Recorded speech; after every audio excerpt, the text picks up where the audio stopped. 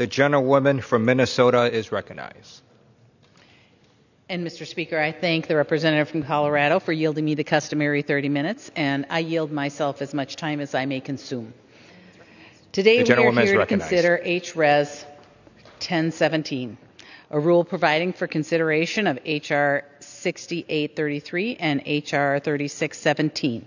This rule makes, in order, no Republican amendments, completely ignoring the flaws of each underlying bill and the thoughtful concerns raised by my colleagues.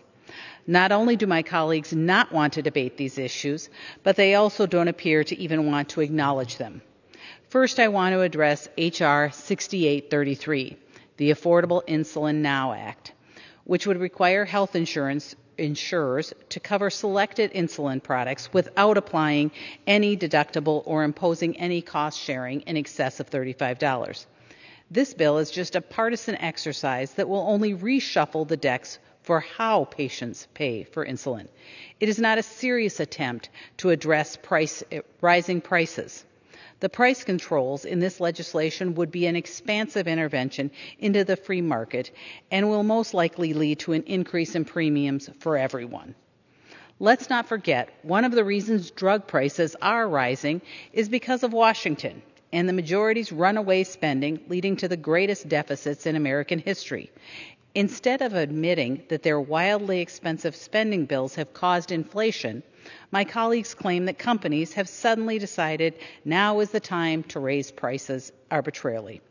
Congress cannot keep dumping money into the economy and then blaming American companies for the problems it creates.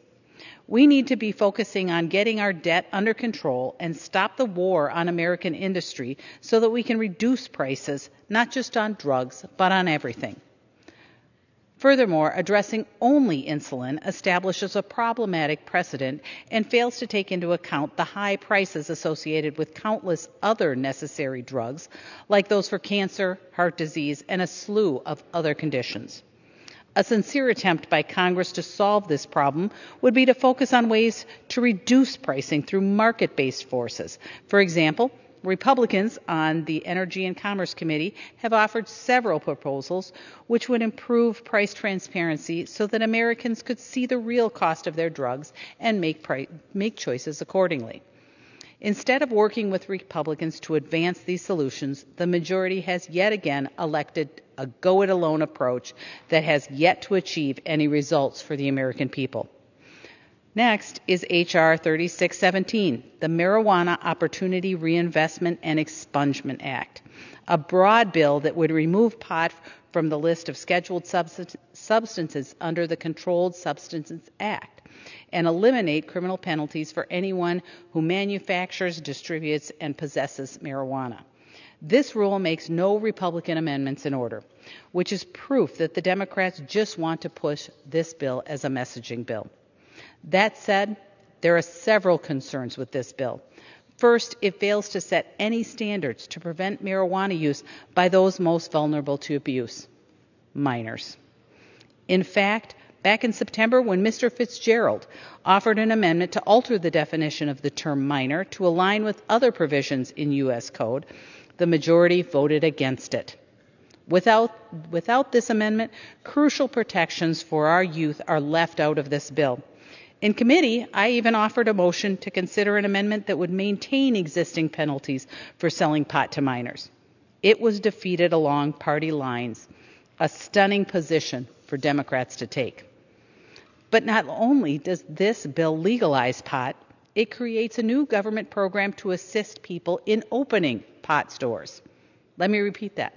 This bill creates a government program to help people open pot stores. This bill also ignores the issue of driving under the influence, even though driving under the influence of marijuana can have deadly consequences, something law enforcement officers across America have warned about.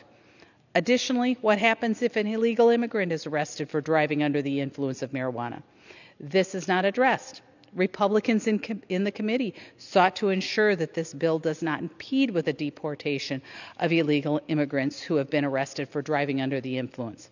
That was also rejected along party lines. There are so many issues our constituents are facing today, yet we are here spending time considering legislation to legalize pot that is not only flawed, but it is also dangerous.